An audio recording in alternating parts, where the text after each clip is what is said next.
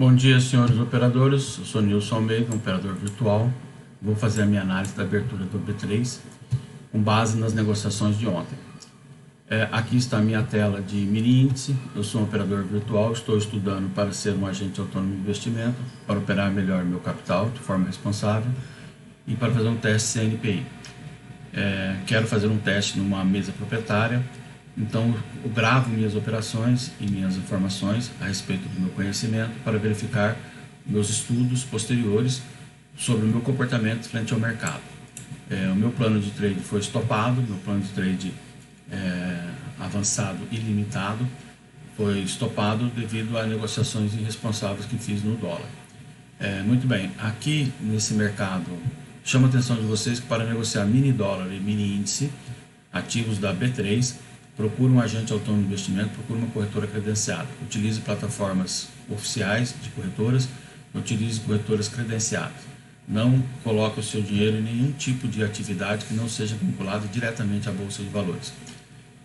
Chama a atenção de que, para negociar com segurança, leia o disclaimer de suas plataformas, leia o disclaimer de suas corretoras. Obrigado.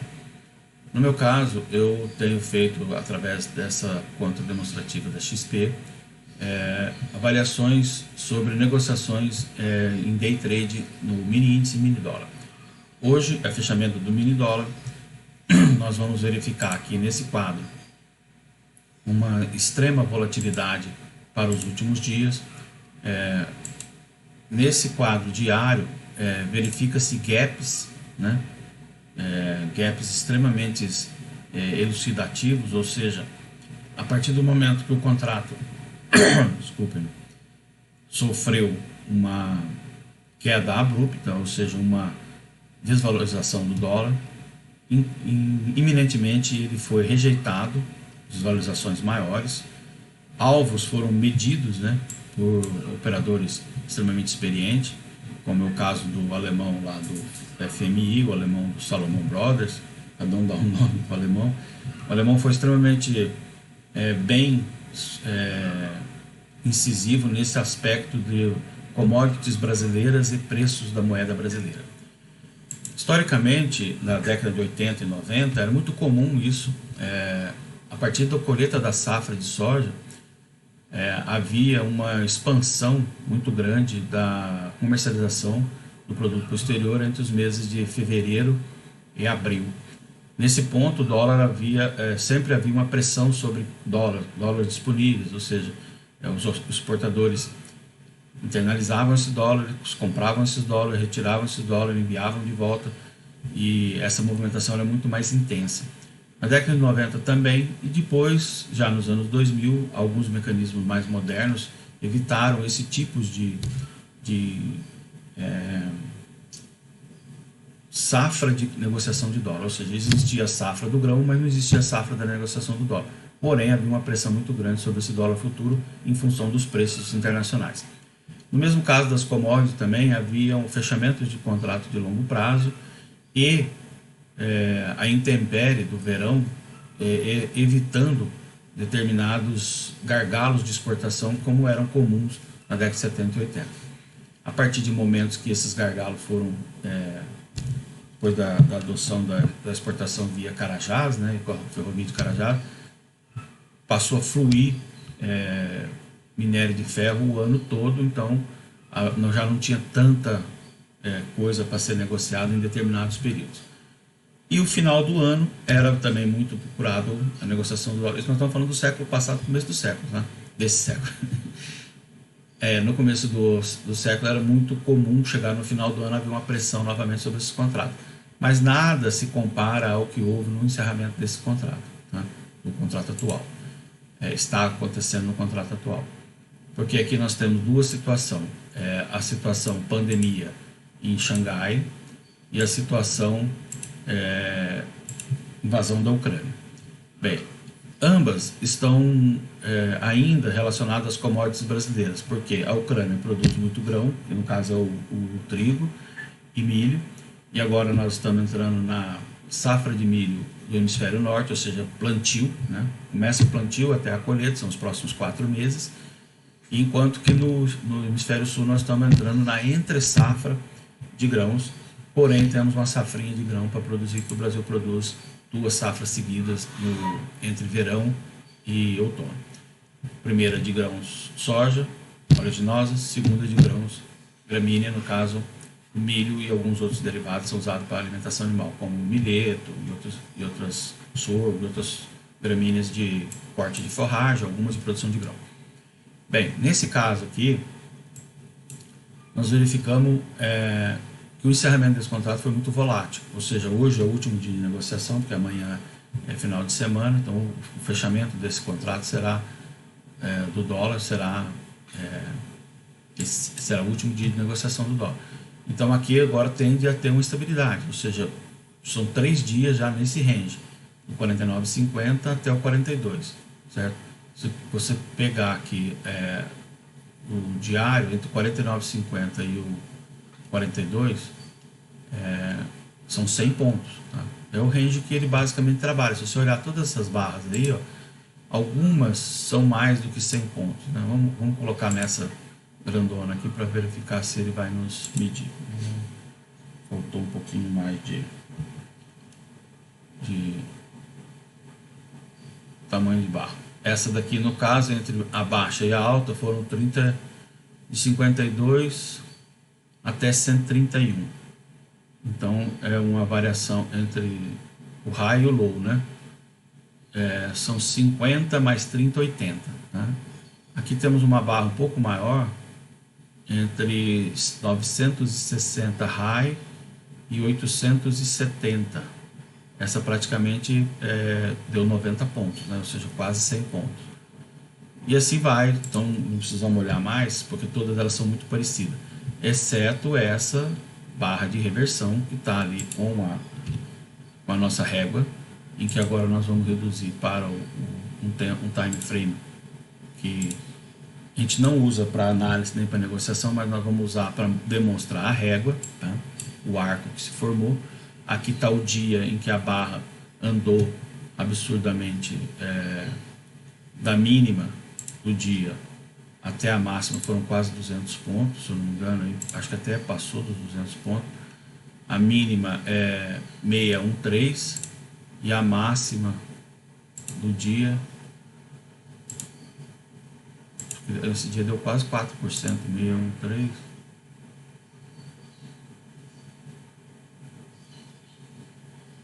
Para uma máxima de 819. 613 para 819 deu mais de 200 pontos, tá? Entre a mínima e a máxima, certo? Então, nesse dia, a gente vamos chamar de um dia de dupla barra, né? Barra dupla, duplicado o movimento aí. Então, esse foi o dia que mais verificamos, né? Alteração de preço. Porém, aqui, ó, entre esse fechamento aqui aparece um gap muito forte aqui. Aqui é a mudança do dia, aqui é o gap. Pode ser alguma coisa relacionada com o horário, né? Bem, eu não sei dizer, porque eu tô considerando esses horários aqui. 8 horas é a abertura, e aqui ele está marcando aqui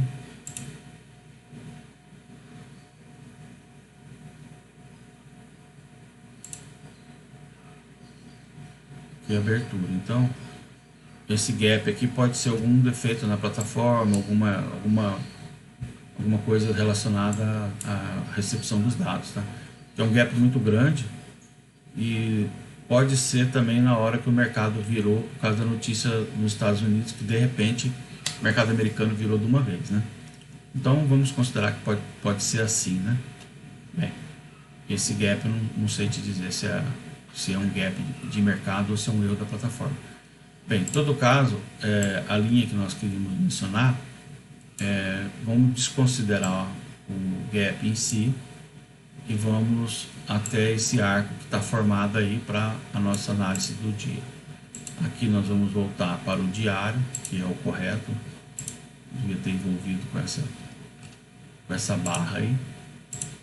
Bem, aqui está 20 de abril para... esse aqui eu acho que foi um erro na plataforma mesmo. Bem, esse ponto mínimo aqui, ele contempla ali um um determinado instante que estava fora dessa tendência aí, tá? Como é muito grande o movimento, a gente não precisa considerar aquilo lá. Então esse arco aí, ele reflete a extrema volatilidade do papel, né? Só isso que a gente pode chegar a essa conclusão. Ele não vai nos servir para operação porque ele não é mais uma informação fidedigna para o encerramento desse contrato. A única coisa que nós temos interesse agora para esse contrato é a volatilidade do último dia, tá? Então aqui parece que o range se estabilizou. Talvez não haja tanto interesse hoje na negociação dele, por ser uma sexta-feira. Talvez ele vá para já as grandes negociações, o volume maior vá para o contrato mais líquido, que é o vencimento do mês que vem. Então talvez ele perca até um pouco de interesse antes da hora, ou seja, vai começar o mercado e já não vai ter tanto interesse nele. Então nós vamos acompanhar isso na abertura. Bem, aqui no caso do índice, vamos começar por essa figura que nós já estamos acompanhados já há vários dias. Como eu havia mencionado, essa definição desse fundo agora passou a ser extremamente redundante falar, porque esse fundo foi testado, né? E a partir de agora nós temos um novo fundo, né? Ou seja, do jeito que o mercado fluiu, nós mostramos que entre esse ponto que o preço permanece o mesmo e esse ponto que o preço permanece o mesmo, entre um passado recente de alta volatilidade devido ao início da guerra, o crescimento agudo e essa grave retração, nos daria uma amplitude muito maior de movimento. E essa amplitude ocorreu porque ele passou esse caixote aqui em altíssima velocidade, em queda livre total. Ou seja, aqui o wingsuit perdeu a porta do céu, ou seja, ele não conseguiu entrar dentro da aeronave para subir novamente e fazer aquela famosa onda de retração. A onda de retração não aconteceu, a onda de retração foi para o pouso forçado. Então está aqui um pouso forçado, né? Uma métrica muito bonita, uma métrica que a gente considera saudável, entre 3 e 5 saudável, uma métrica extremamente aguda é o 777. Então essa métrica aqui, ó, que nós colocamos lá como início da operação, que era o topo anterior, né? Aqui, marcamos o topo anterior, iniciamos ela aqui como medida, né, de negociação aqui, numa área em que o preço tinha relevância nas retrações lá, né? Nós colocamos alvos idênticos para situações distintas, né? Primeiro medimos essa, identificamos esse alvo, colocamos lá. A operação vai seguir essa métrica, ela vai dar esse alvo. Isso foi questionado, foi falado nos vídeos anteriores, vocês podem verificar aí durante os outros dias, temos vários vídeos. Sim, ela foi significante, ela não fez a retração e ela fez tudo isso que nós estávamos mencionando em relação à volatilidade e à situação das ações brasileiras. Bem, isso foi o que aconteceu, foi o que nós analisamos. A partir de agora, nós temos esses dois fundos. Essa figura aqui, ela vai continuar aí, porém ela vai deixar de ter relevância para nós nos parâmetros que nós estamos mexendo. Então aqui nós vamos colocar níveis de negociação agora e vamos verificar ela depois em pontos de toque exato. Não é o motivo da nossa análise agora, ela vai permanecer aí a figura. Porém nós vamos definir essa figura que está formando ali da forma que a gente tratou aqui. O preço permanece o mesmo, se a gente for comprar, a gente vai comprar no fundo desse preço. Então vamos deixar assim, não, vamos deixar assim, né? Porque aqui nós temos uma linha de tendência já bem definida. No caso ali, nós vamos voltar ele aqui e vamos estender aqui, ó, uma linha que é o SIA Level aqui, que a gente coloca ele como médium aqui, cadê o SIA? Médium SIA Green, né? Esse SIA Green nós vamos colocar ele aqui, da forma que a gente coloca quando o preço vai passar por ele, que é o tracejado, tá? Então tá aqui o tracejado porque ele pode ser perfurado. Então tá aqui, assim que ele for perfurado, a gente passa a ter interesse em compras, tá? Considerando essa volatilidade. Como esse contrato vai vencer no meio do mês que vem, todo esse estudo só vale para esse contrato. Ele não tem nada a ver com o que a gente tem em relação a mercado. Tá? Mercado de índice, desde quando o índice surgiu lá na década de 80, essa coisa toda, aí você usa o contínuo. Ah, eu uso o contínuo para análise. Eu não uso o contínuo para análise, eu uso só o contrato atual. O contrato atual é aqueles que os operadores têm interesse, certo? Para negociação day trade em mini índice, fique bem claro, tá? Bem, seguindo essa métrica, nós vamos mudar esse ponto onde o preço permanece o mesmo. Então esse fiel, ele passa a sair dessa situação e entrar nessa situação aqui. E ele vai mudar de cor também, eu vou colocar ele numa outra cor. Porque aqui, quando eu desenhei esse fiel, eu deixei bem claro que ele tinha um interesse comprador, tá? Porque havia essa retração, certo? Ou vendedor, caso ele passasse ali, porque a régua estava desenhada para baixo, porém ela não está vermelha, tracejada. Então o operador decidiu aqui, eu quero vender, não, eu quero comprar. Então esses dois pontos aí, eu vou deslocar esse fiel para fora dessa situação. Primeiro vamos reduzir ele para ele ficar aí. No caso certo mesmo era até inverter ele assim, para indicar que nesses pontos aqui, foram tomadas decisões em que o operador entrou comprado ou o operador entrou vendido. Tá? Então, aqui ele entrou comprado, sim, teve uma máxima. Aqui ele entrou vendido, sim, teve um rompimento de mínima lá, mas teve um teste de máxima. Coloquem aí no alta definição que vocês vão verificar, certo? Nesse caso aqui, o meu interesse maior é mostrar a maneira como esse fiel desenvolveu, certo? Não é isso que eu queria fazer, eu usei o gráfico errado, né?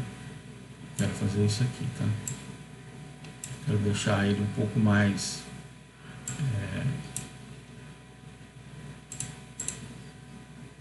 fluido aqui, né? Então tá aqui, o fiel tá aqui e o fiel tá ali, certo? Aqui houveram entradas que deram positivo, certo? Com esse fiel. Por que esse fiel tá aí? Eu já expliquei que essa barra de negociação métrica, depois dessas quedas violentas, foi verificado que através dessa métrica anterior, que era o arco, nós teríamos uma zona onde o preço permanece o mesmo, desde que o alvo fosse coincidente. Então nós fizemos isso aqui embaixo, tá? Coincidimos esse movimento que nós queríamos com esse movimento aqui, que era o movimento da retração anterior. Aí, ao coincidir isso, nós achamos a região que o preço permanece o mesmo. Ele nos indicou compra, ele nos indicou venda, tá? Fidedignamente, a venda aqui, nesse ponto, 188, ela foi estopada na primeira tentativa, mas na segunda não foi mais, tá? Então veja bem, se você fez a primeira operação com 1/3 do seu capital e a segunda com 1/3 do seu capital, você não perdeu dinheiro, porque ela andou descaradamente no swing trade, no day trade, em qualquer outra operação que você escolheu. Então a métrica de tomada de decisão, ela foi feita, foi comentada, ela está aí, está disponível, né? Está publicada. Então aqui agora nós vamos fazer essa mesma métrica de tomada de decisão nesse ativo até o vencimento do contrato. Eu vou deixar bem claro, até o vencimento desse contrato. Não se trata de um novo contrato. Então nesse ponto aqui, nós vamos deixar esse fiel desenhado com base nesse interesse de negociação desse modelo de gráfico que é níveis de Shumo. Então está aqui a intenção de negociação, a intenção de negociação, a intenção de negociação. Existe, o A é de haver, existe intenção de negociação E o A de artigo, olha, aqui tem uma intenção de negociação, tá? A intenção de negociação está ali, né? Então, nesse ponto, ele já está tocando ela, ele está dizendo que você pode usá-la como referência. Aqui está o nosso C-Level, né? E aqui está o nosso ponto de resistência, tá? E vocês vão verificar que onde o preço permanece o mesmo é exatamente o nível mínimo que nós estamos considerando lá, aquele movimento anterior do início do contrato. Ah, tá, o início do contrato, tal, não sei o que. Lembre-se da grande figura do diamante. Então, o contrato iniciou aqui, ele teve um topo, ele fez um fundo, ele está em busca desse início de negociação do contrato, tá? Então, agora ele vai nesse ponto que a gente pode indicar que seria o nosso alvo. Então, esse fiel vai sair daqui, esse fiel vai vir aqui para o ponto que nós vamos considerar a partir de hoje. Ele vai vir aqui, opa, se eleva muda de lugar, vou deixar ele aí, tá aqui. Ele vai vir entre a máxima e a mínima. O se eleva volta para aquele ponto lá que nós medimos desde o início da movimentação do contrato. E esse fiel não precisa ser tão longo, bem, agora ele já está tão longo, né? A gente precisa encurtar ele porque o contrato está vencendo. Eu vou deixar ele na intenção aqui mínima, né? E vou mover ele, diminuir, a gente move. Tá aqui ele, tá? Ele vai ter que ficar do ponto que ele iniciou, tá? No ponto da análise, né? Eu estou colocando essa régua aqui, então o fiel vai ficar a partir daqui, tá? Então a balança vai pesar para qual lado, o fiel vai dizer, certo? Então nesse caso aqui vai ficar nessa cor magenta, rosa, né? Pink, aqui na magenta, porque existe uma tendência formada aqui. E o cone de concentração de negociação, o cone aqui no caso não é concentração, o cone aqui é de amplitude, tá? Os níveis de negociação passaram a ser cada vez mais amplos, com possibilidade de retração muito forte, tá? Então tá aqui, ele foi ficando cada vez mais amplo, esse leque de negociação, por causa de pontos que a gente pode considerar a inclinação muito mais forte. Ele deixa essa inclinação aqui, certo? Esse leque de negociação, e começa a buscar essa inclinação aqui, tá? Então vamos levar esse ponto aqui para o futuro, e ele vai ficar assim, de forma disfarçada aí nesse amarelo. Quando você preenche, ele fica gritante, né? Esse amarelo está aí porque aqui existe uma linha de tendência. Então a linha de tendência era essa, ele se afastou dessa linha de tendência, foi a queda, né? Não existe queda mais abrupta que essa, como foi aqui, né? Ou seja, para tender a ser de 90 graus, então ela vai diminuindo. A de 45 graus passou a ser a dominante, né? Se ele romper essa linha de tendência de alta, né, ele vai atingir o fiel, ele pode ir para um nível de negociação melhor. Nesse caso, nós vamos retrair essa linha aqui, ó, para antes do nosso estudo, tá? Ela vai permanecer aqui porque nós utilizamos ela como referência, está no lugar errado. O 5 no 262 ali, né? Então vamos deixar ela bem alinhada. Bem, aqui está alinhado. Bem, dessa forma nós encerramos a análise desse tempo gráfico e desse modelo de gráfico que nós utilizamos como padrão a nuvem de Ishimoku. Bem, aqui eu deixo bem claro que eu não estou operando a nuvem de Ishimoku, só estou usando ela para ilustrar o que eu estou operando, que são as minhas réguas de negociação alavancada. Obrigado. Bem, aqui voltando para o diário, que é o objetivo da análise, o time frame de diário, aí estão, né, as últimas negociações. Vamos destravar todas essas linhas, né? E aí nós vamos aumentar um pouquinho o zoom para diminuir as barras, tá? Bem, agora todas as barras estão em tamanhos adequados, as figuras estão por aí, só não está a informação que nós utilizamos aqui, que é o indicador da força das barras, tá? Assim que o mercado abrir, daqui a pouco a gente vai ter mais dados de informação. no próprio gráfico, baixando novos dados, aí talvez a barra apareça aqui, indicativo apareça aqui, tá? Bem, vamos ampliar ele aqui, ele está lá, ele deve aparecer, logo em seguida ele deve aparecer. Bem, voltando para o tempo de 1 hora e 15 minutos, um pouco mais de barras para a gente verificar, nós vamos ver que essa volatilidade extrema do dia de ontem, é extrema porque ele abriu um topo com gap, fez um fundo, um suporte, voltou para o topo no gap e agora está em busca desse suporte novamente. Ele está testando o suporte. Pelos últimos 15 minutos, nós estamos vendo que ele, pelas barras de 15 minutos, pela última hora, ele foi uma realização, né? Então vamos lá. Por que ele fez uma realização? Ele fez o primeiro movimento.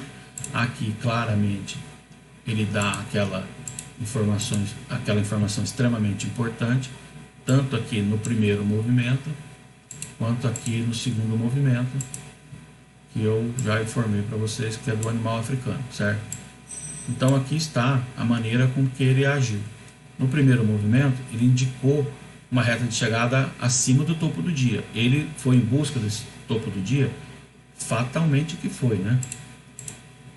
Pela notícia americana. Então tá aqui, ó, o super tucano. Aqui, aonde você negociaria depois disso daqui? Passou a média. Ah, não vou negociar, rompeu a média, eu estou entrando, né? Ele tocou a média, ele veio em qual retração? Ele veio na segunda retração, tá? Porque aqui, ó, o super tucano é o alvo da primeira, segunda, terceira movimento, que é o alvo mais forte, tá? Então, primeiro, segundo, terceiro, passou a 262 aqui no topo do pivô, que é a primordial. Então, o indivíduo atento na negociação, o operador atento, ele se aproveitou dessa, vou desenhar um pouquinho fora e vou mudar a cor depois, ele se aproveitou dessa primeiro rompimento de pivô, o topo é o 5 e a primordial o 262, tá? Então aqui, ó, nesse movimento, ele encheu a primeira garrafa, né? Vamos botar em níveis negociáveis, 65, 8.000, tá? E vamos colocar aquela corzinha lavanda, né? Que acho que é a que mais parece com light street blue, um tinto de boa qualidade, medium purple, aí, um tinto de boa qualidade. Então aqui ele encheu a primeira garrafa, certo? Porque ele esperou a primordial 262, foi lá no super tucano, aqui tá errado, né? Ele foi lá no super tucano, tá?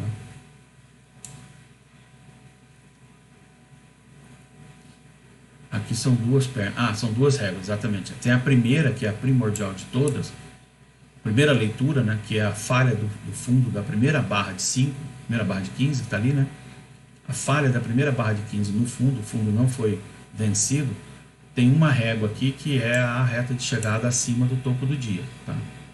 Que coincide com outras informações que nós já passamos lá nos dias anteriores.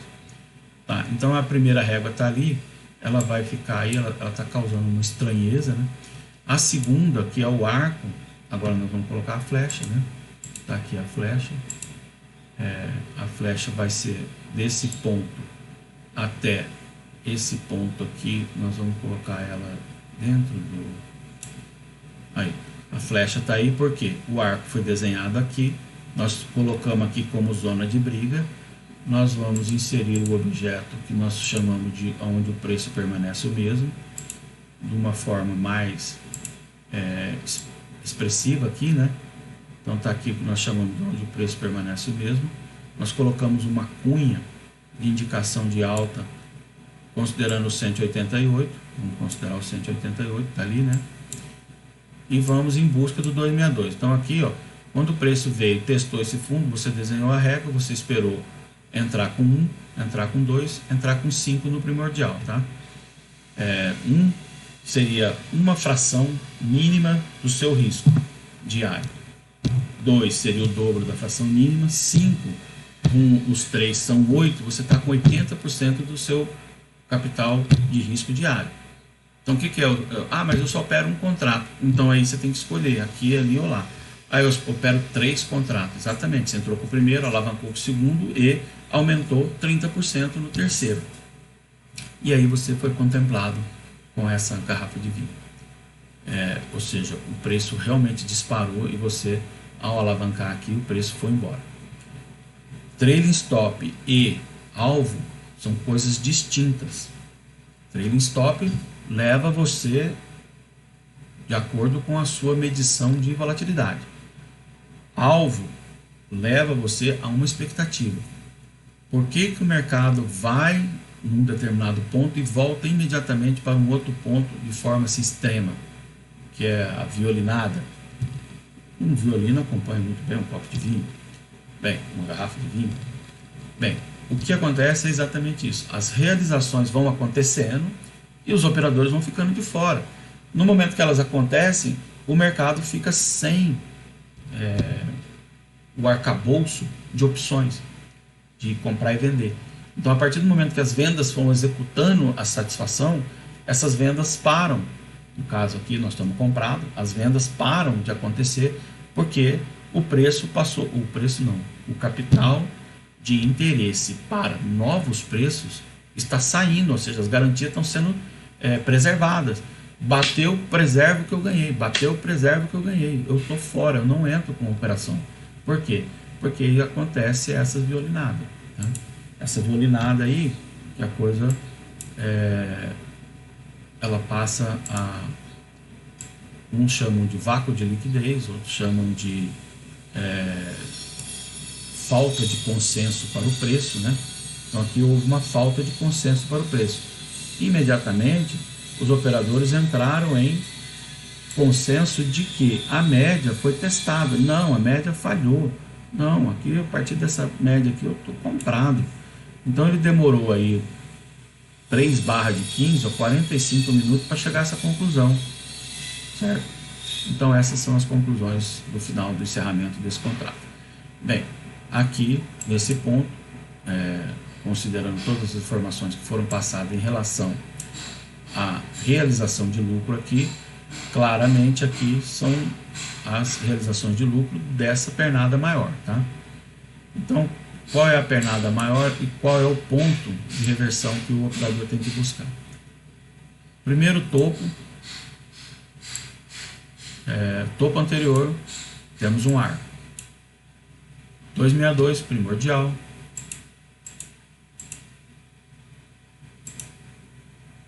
Aqui está o ponto em que deve ser perfurado.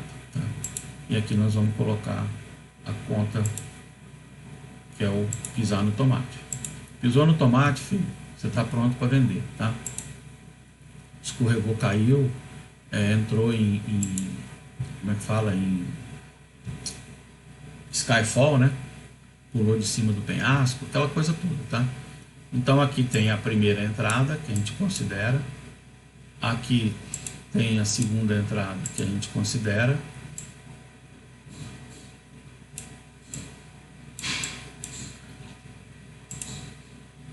e aqui tem a terceira entrada, que aí o tutano tem que ser grosso, hein, filho? Aqui tem que ter tutano para entrar, tá? Nessa mesma proporção, tá? 1 lá, 3 aqui, 5 aqui, tá bom? Encerramos por aqui. Obrigado.